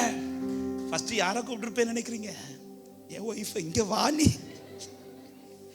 என் பிள்ளை அப்பான்ட்டான். திரும்ப திரும்ப அந்த பாட்டை போட்டுவிட்டு அவனை அப்பா சொல்கிறத ஸ்டாப், நீ சொல்லு, 2 வருஷம் சொல்லல, நீ சொல்கிறத நான் கேட்கணும் சொல்ல வச்சு அதை வீடியோ எடுத்து அந்த பாட்டு ரிலீஸ் பண்ணவங்களுக்கு அனுப்பி, ஐயா உங்கள் பாட்டுனால என் பிள்ளை என்ன அப்பான்ட்டான். எனக்கு சந்தோஷம் தாங்க முடியல. இன்னைக்கு வேற அப்பா சொல்லிட்டு இருக்கிறான். இந்த சந்தோஷத்தில் நான் அங்கே எங்கேன்னு அப்படி எனக்கு அன்னைக்கு இருந்த சந்தோஷம், அது பிள்ளை பிறந்த சந்தோஷம், அதை தாண்டி என் பிள்ளை என்ன அப்பான்ட்டான். அவன் வாய்ஸில் நான் அப்பா கேட்டேன். ஏன்னா இதுக்கு தான் காத்திருந்தேன். இப்படி இருக்கும்போது ஆண்டவர் என்கிட்ட பேச தொடங்குறாரு. உனக்கு இந்த பிள்ளை எப்படி பிறந்துச்சுன்னு கேட்டாரு. ஓம் பலத்தில் பிறந்ததா, நான் உனக்கு கொடுத்ததான்னு கேட்டாரு. அப்பதான் சொன்னேன், ஆண்டவரே ஒரு பிள்ளை கூட பிறக்காதுன்னாங்க. இந்த பிள்ளை நீங்க கொடுத்த பிள்ளை ஆண்டவரே, நீங்க தந்த கிஃப்ட் ஆண்டவரே. அப்படி சொல்லும்போது ஆண்டவர் என்கிட்ட கேட்ட கேள்வி, நான் உனக்கு கொடுத்த பிள்ளை 2 வருஷம் அவன் உன்னை அப்பான்னு பேசாதது உனக்கு வலிக்குதுல்ல? நீ என்கிட்ட அப்பான்னு பழகி எவ்வளோ நாள் ஆச்சுன்னு கேட்டாரு. நீ என்ன அப்பான்னு கூப்பிட்டு எவ்வளோ நாள் ஆச்சுன்னு கேட்டாரு. நீ என்ன அப்பான்னு கூப்பிடாதவன் கிடையாது. எத்தனை முறை கூப்பிட்டுருக்க தெரியுமா? இன்னைக்கு உன் வாய்ஸை கேட்க நான் விரும்புகிறேன். இன்னைக்கு நீ என்ன அப்பான்னு கூப்பிட மாட்டேங்கிற. நான் அதுக்காக ஜெபிக்க மாட்டேன்னு கிடையாது, ஜெபிப்பேன். எதுக்கு ஜெபிப்பேன் தெரியுமா? ஆண்டவரே இன்னைக்கு மீட்டிங் போகிறேன் ஆண்டவரே, என்ன செய்தி கொடுக்கணும் ஆண்டவரே, இல்லை ஒரு தேவை வரும்போது ஆண்டவரே இந்த காரியத்தை சந்திங்க ஆண்டவரே. நாம் பலரும் அப்பாவை எப்போ தேடுவோம் தெரியுமா? எக்ஸாம் வரும்போது. எக்ஸாம் முடிஞ்ச பிறகு அப்பா பாய் இனி எப்போ மக்களே வரணும்? அது ரிசல்ட்டுக்கு முதல் நாள் வரேன். இல்லை ஒரு நெருக்கம் வரணும், இல்லை ஒரு பலவீனம் வரும்போது, அன்பு தம்பி அன்பு தங்கச்சி, ஒரு கொஸ்டினுக்கு கேட்குறேன். இந்த அப்பா கிட்ட நீ பேசாதவன் கிடையாது. நீ சின்ன வயசுல பேசியிருக்கிற, உன்கிட்ட அவர் பேசியிருக்கிறார். இன்னைக்கு பழகுறியா நீ? இந்த தானியேல் யாரு தெரியுமா? கட்டளை போட்ட பிறகும் மறைஞ்சல்ல, எப்படி டெய்லி அப்பா கிட்ட பேசுவாரோ அப்படியே பேசுறாரு. எப்படிங்க விட்டு கொடுப்பாரப்பா? எப்படிங்க அவனை தோக்க விடுவாரு? என் பிள்ளை என்ன சிச்சுவேஷன் இருந்தாலும் என்கிட்ட பேசுவான். என் பிள்ளை எந்த சூழ்நிலையில என்கிட்ட பேசுவான். அவன் தேவை வரும்போது மட்டும் கூப்பிடுறவன் இல்லை. இந்த இளையகுமாரோட கேரக்டர் என்ன தெரியுமா? அப்பான்னு கூப்பிடுறனாலே அப்பாவுக்கு தெரியும். என்ன தெரியும் தெரியுமா? இவன் ஏதோ எழுதி வாங்க போறான்ட்டு. ஆனா மூத்த பிள்ளை அப்படி கிடையாது. அவன் அப்பான்னு கூப்பிடுறது வாங்குறதுக்கு கிடையாது, பழகிறதுக்கு. தேவனோடு உறவு இல்லாதவனுக்கு ஜெயிக்க முடியாது. தேவனோடு உள்ள பழக்கம் இல்லாதவனுக்கு ஜெயிக்க முடியாது. இது என் லைஃப்ல நான் கற்றுக்கொண்ட பெரிய பாடம். என்னைக்கு ஆண்டவர் விட்டு விலகுனேனோ அன்னையில இருந்து, அதாவது ஈஸியா ஜெயிக்கக்கூடிய காரியத்தை கூட என்னால ஜெயிக்க முடியல. ஆனா எப்ப என்ன ஜெயிக்க தொடங்க வச்சா தெரியுமா? திரும்ப இந்த உறவுக்குள்ள கொண்டு வந்தார். ஒரு இரவு ஆண்டவர் இடைப்பட தொடங்கினார், என் ட்ராக்கை கிளியர் பண்ணார். அந்த உறவுக்குள்ள வந்த பிறகு இயேசுவின் நாமத்துல மனத்தாழ்மையா சொல்றேன், இன்னைக்கு வர கதை ஜெயிக்க வச்சுதான் இருக்கிறார். சில ட்ராக்ல கொண்டு போறார், அந்த ட்ராக்ல ஜெயிக்க தான் வைக்கிறாரே தவிர இதுவரை கத்தர் தோற்க விடவில்லை. அன்று தானியேலுக்கு செய்தவர் இன்று நமக்கும் செய்ய வல்லவரா இருக்கிறார். உறவு இல்லாம ஜெயிக்க முடியாது. தாவீது ஒரு கல்லை எடுத்து கோலியாத்தை அடிச்சார்ல, ஒரு கல் அடிச்சு ஒருத்தன் சாவானா? ஹலோ, நம்ம கல்லை வச்சு எரிஞ்சா மாங்காவே விழாது, அப்புறம் ஒருத்தன் சாகிறது இல்லை. நம்ம தான் எத்தனையோ பேரை கல் எரிஞ்சிருக்கோம்ல இங்க இருக்கிறவங்க. எவனாவது செத்துருக்கானா? பல்லு உடையும். ஆனா ஒரு ஜைஜாண்டிக், அவன் பெரிய ஆளு மாதிரி ஷீல்டு ஈட்டி எல்லாம் எடுத்து வந்துட்டு இருக்கிறான். அவன் கிட்ட ஒரு கல், அவனே கேட்கிறான், நான் என்ன நாயான்னு கேட்கிறான். நகை துரத்துறதுக்காக வந்திருக்கிற, இப்படிதான் அவன் கேட்கிறான். அப்படிப்பட்ட ஒரு ஜைஜாட்டிக் ஃபிகரை ஒரு சாதாரண ஆத்துல இருந்து கிடைச்ச ஒரு கல்லை எடுத்து எரிஞ்சு சாகடிக்கணும்னா அது சாத்தியமாங்க? இதுல ஒரு பெரிய ஒரு ஜெயம் எப்படிங்க தாவீதுக்கு கிடைச்சி? அங்கே சரியா அவன் ஒரு கல்லை எடுத்து அடித்தான், அந்த கல்லு போய் நெற்றியில் படிந்து அவன் விழுந்தான். அப்ப இந்த ஒரு கல் எப்படி ஜெயமா மாறிச்சு? நீங்க வீட்டுல போய் இந்த சம்பவத்தை படிங்க. 1 சாமுவேல் 17 இருக்கு. எடுத்த உடனே இந்த கல்லை எடுத்துட்டு போகல, போற வழியிலேயே அவன் ஃபர்ஸ்ட் என்ன செஞ்சா தெரியுமா? ஆற்றில் இருக்கிற 5 கற்களை கையில எடுத்து அது எங்க போட்டார் தெரியுமா? அடப்பையில போட்டாராம். இதுல ஒரு ஆவிக்குரிய சத்தியம் இருக்கு. இந்த அடப்பை எங்க இருக்கும் தெரியுமா? தாவீதுக்கு இடுப்புலயே இருக்கும். எடுத்த கல்ல அடப்பைக்குள்ள கொண்டு போறாருன்னா, நான் அதை இப்படி சொல்ல விரும்புறேன், உறவுக்குள்ள கொண்டு வரார். அந்த கல் இப்போ எதுக்குள்ள வந்துட்டு தெரியுமா? தூரமா இருந்த கல் இப்போ உறவுக்குள்ள வந்துட்டு, தாவீதுடைய உறவுக்குள்ள இருக்க இருக்க இருக்க சாதாரண கல்லு தான், ஆனா அது ஜெயிக்கிற கல்லாய் மாறிக்கொண்டிருக்கிறது. உன் உறவு தேவனோடு சரியா இருக்குமானால், ஊழியம் செய்கிறவர்களுக்கும் சொல்லுகிறேன், விசுவாசிகளுக்கும் சொல்லுகிறேன், வாலிப பிள்ளைகளுக்கு சொல்லுகிறேன், உன் காரியத்தை கர்த்தர் ஜெயமாய் மாற்றிக்கொண்டே இருப்பார். விசுவாசிக்கிறவங்க கைகளை தட்டி ஆமென் சொல்லுங்க பார்க்கலாம். ஹalleluya ஹalleluya ஹalleluya. அப்பாவோடு உறவுல பலப்படு. இந்த இளைய குமாரன் திரும்ப உறவுக்குள்ள வந்தான்ல, திரும்ப அவன் தோல்வியை பார்த்தானா? தோற்று தான் வந்தான். ஆனா வந்தவனுக்கு திரும்ப வஸ்திரத்தை கொடுக்கிறார், அதிகாரத்தை கொடுக்கிறார். நீ உறவுக்குள்ள வந்து பாரு. இன்னைக்கு அநேக பிள்ளைங்க இந்த உறவை விட்டுட்டீங்க. நீ ஜெபிக்காதவன் கிடையாது. எவ்வளவு நாள் ஜெபிச்சிருக்கிற, எவ்வளவு நாள் பேசி இருக்கிற, இன்னைக்கு பேச முடியுதா அப்பா கிட்ட?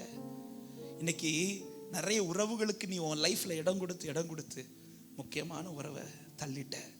ஆனா ஒரு சத்தியத்தை சொல்லிட்டா, அந்த உறவை ஒரு நாள் பிடிச்சதுனால தான் இன்னைக்கு நிறைய உறவு உன்னை சுத்தி வந்துச்சு. ஆனா இன்னைக்கு அந்த உறவுக்காக பிரதானமான உறவை விட்டுட்ட. ஒரு விஷயம் வலது கரத்தை உயர்த்தி சத்தமா அப்பா அப்பா மகன் நான் மறுபடியும் வந்திருக்கிறேன்ப்பா மக சத்தமா இன்னும் சத்தமா அப்பா அப்பா அப்பா மகன் மகனா கண்ணின் மணிதானே கண்ணின் மணிதானே அப்பா நான் கண்ணின் மணிதானே அப்பா சத்தமாய் கண்ணின் கண்ணின் மணிதானே அப்பா நான் கண்ணின் மணிதானே அப்பா. தேவனுடையவனாய் காண்பித்தான், தேவனோடு பழகுகிறவனாய் இருந்தான். மூன்றாவது ஒரே ஒரு வார்த்தையை சொல்லி நான் ஜெபிக்கிறேன். மூன்றாவது தானியேல் யார் தெரியுமா? தேவனால் நடத்தப்படுவதில் நெகிழ விடாமல் இருந்தான். தானியேலை குறித்து ஒரு வார்த்தை இப்படி சொல்லப்பட்டிருக்கிறது. தானியேல் 6வது அதிகாரம் அதனுடைய 3வது வசனம். சுற்றி பார்க்கிற அத்தனை பேரும் சொல்லுகிற வார்த்தை. 3வது வசனத்தை வாசிங்கள். இப்படி இருக்கையில் தானியேல் பிரதானிகளுக்கும் தேசாதிபதிகளுக்கும் மேற்பட்டவனாய் இருந்தான்.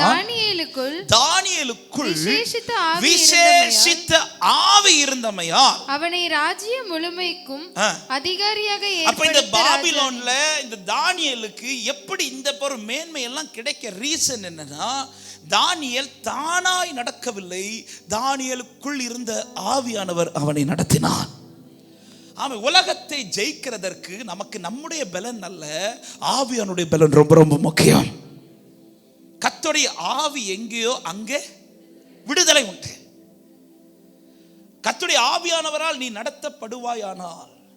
எனவேதான் தாவீதுடைய ஜெபத்தில் ஒரு பிரதானமான ஜெபம் என்ன தெரியுமா? உம்முடைய நல்ல ஆவியானவர் என்னை செம்மையான வழியில் நடத்துவீராக. பாவம் செய்து தீர்க்கதரிசியை கொண்டு கர்த்தர் உணர்த்தினதும் தாவீது ஜெபித்த ஜெபத்துல பிரதானமான ஜெப பாயிண்ட் என்ன தெரியுமா? உம்முடைய பரிசுத்த ஆவியை என்னை விட்டு. ஏன் தாவீதே இதை ரொம்ப ரிக்வெஸ்டா கேட்கிற காரணம், இவ்வளவு நாள் நான் ஜெயித்ததே அவர் பலத்துல தான், அவர் பலத்துல தான். அப்ப ஹோலி ஸ்பிரிட்டுடைய நடத்துதல் ரொம்ப ரொம்ப முக்கியம். எனவேதான் சீஷர்கள்ட்ட சொல்லிட்டு போகும்போது சொன்னா, இப்ப அவங்க இனி செய்ய போகிற ஊழியம் பெரிய ஊழியம். இயேசு நின்று ஜெயிச்சிட்டாரு. இனி இவங்க நின்று ஜெயிக்கணும். ஜெயிக்கிறதற்காக பேதுருட்ட அதனால சொல்ற, இப்ப நீ வராதப்பா, உனக்கு ஒரு டைம் இருக்குது, நீ எனக்கா நிக்கிற ஒரு டைம் இருக்குது. எப்ப தெரியுமா? பரிசுத்த ஆவி உன்கிட்ட வருவார், அதுக்கு பிறகு நீங்க சாட்சியா நிப்பீங்க. இதை கேட்காம தான் பேதுரு ஆவேசத்துல போயிட்டா, நிக்க முடியல, தோத்துட்டு வந்துட்டான். இப்ப இயேசு கிறிஸ்து எடுத்துக்கொள்ளப்படும் போது இயேசு கிறிஸ்து அவங்களுக்கு சொன்ன வார்த்தை, வாக்குத்தத்தத்தை நிறைவேற காத்திருங்கள் என்று சொல்லி இப்ப மேல் வீட்டறையில் போய் காத்திருக்கிறாங்க. பெந்தெகோஸ்தே நாள் வந்த போது பரிசுத்த ஆவியானவர் அவங்க மேல இறங்குறார் பாருங்க. இறங்கின அந்த நாளிலே யாரு தான் எழுப்பி ஃபர்ஸ்ட் நிக்கிறா தெரியுமா? தோத்தவன் தான் எழுப்பி நிக்கிறான். 3 கேள்விக்கு முன்னாடி, அதாவது 3 நபருக்கு முன்பாக பதில் சொல்ல முடியாத அதே பேதுரு 3000 பேரை ரட்சிக்கிறவனாய் மாற்றான். எப்படி பேதுருவே, நீதான கொஞ்ச நாட்களுக்கு முன்பாக ஒரு 3 பேருக்கு முன்னாடி தோத்துட்டு வந்த, இப்ப எப்படி 3000 பேருக்கு முன்னாடி உன்னால நிக்க முடியுதுன்னா, பேதுரு சொல்வார், இது என் பலத்தில் அல்ல, எனக்குள் இருக்கிற பரிசுத்த ஆவியானுடைய பலன். தானியேல், எப்படி தானியேலே பாபிலோன்ல உம்மால ஜெயிக்க முடியுது? இவ்வளவு மேன்மை. எல்லாரும் பார்த்து சொல்றாங்க, இவன் அல்ல, இவனுக்குள் ஒரு விசேஷித்த ஆவி. இந்த பகல் நேரத்தில் நாம ஜெபிக்க போறோம். ஆண்டவர் சொல்லி இருக்கிறார், நான் மாம்சமான யாவர் மேலே ஆவியை ஊற்றுவேன் என்று. ஆண்டவர்கிட்ட நீங்க கேட்டா கர்த்தர் தருவார், கேட்கிற எவனும் பெற்றுக்கொள்வார். உண்மையா இந்த பரிசுத்த ஆவியானுடைய நடத்துதலுக்கு நீங்கள் உங்க ஒப்பு கொடுக்கிறதுக்கு முன்பாக முதல் சொன்ன 2 காரியத்திலும் உறுதியாயிருங்க. உங்களை விட்டுறாதீங்க, நெகிழ விட்டுறாதீங்க. தேவனுடைய என்பதை காண்பிப்பதில், பரிசுத்த வாழ்க்கை வாழ்வதில், தேவனுக்கு பிரியமில்லாததை செய்யாமல் இருப்பதில், இதுல நெகிழ விடாமல், அந்த காரியத்தை விட்டு விடாமல் உறுதியா இருங்க. அதே போல தேவனோடு உள்ள பழக்கம், உறவு திரும்ப கர்த்தர் இன்னைக்கு புதுப்பிப்பாராக. அது மாத்திரமல்ல, இங்கிருந்து புறப்படும் போது அவருடைய நடத்துதலோடு புறப்படுங்கள். நீ தோற்ற இடத்துல கர்த்தர் உன்னை ஜெயமாய் நிறுத்துவார். எல்லாரும் எழுந்து நிற்கலாமா தேவ சமூகத்துல? அவன் இப்போ முக்கியமான நேரம், இது உங்க நேரம். இவ்வளவு நேரம் ஆவியானவர் அநேக வார்த்தைகளை உங்களோடு பர்சனலா பேசியிருப்பார், அநேக காரியத்தை பேசியிருக்கிறார். ஆமென். அபிஷேகம் ஊற்றப்பட்டு சவுல் புறப்பட்ட போது, அவன் சாமுவேல் இடத்தில் வரும்போது எப்படி வந்தான் தெரியுமா? அலைந்தவனாகவும் கிடைக்காதவனாகவும் தோற்றவனாகவும் வந்தான். ஆனால் சாமுவேல் இடத்திலிருந்து புறப்படும் போது அபிஷேகத்தோட புறப்பட்டான் பாருங்க. அதன் பிறகு அலைகிறவனாய் அல்ல, ஆளுகிறவனாய் புறப்பட்டான். கிடைக்காதவனாய் அல்ல, எல்லாம் கிடைத்தவனாய் புறப்பட்டான். அவன் வேறு மனுஷனாய் புறப்பட்டான்.